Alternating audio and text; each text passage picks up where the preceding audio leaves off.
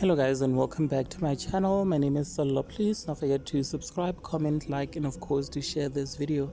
Shebesxit has become a topic on TikTok after multiple prophets went to the platform and shared multiple prophecies about his lives being in serious danger, you guys, and they have asked the nation to keep him in their prayer because according to some prophecies he will be killed.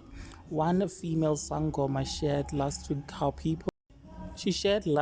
how people who are within his management team should make sure that he never works alone, he never drives himself, because there is serious danger that's lurking surrounding the life of the musician, who is always trending because of his short temper and not being able to contain himself, getting into first fights, you guys. Now, just yesterday, the Limpopo musician Shebesxit took to Instagram and said that yes, he is well aware that his life is in danger, and he has revealed that there are people actually who have been hired to kill him, and he is asking his fans to keep him in their prayers. So he went on and wrote this message: "They hired people to kill me. Pray for me."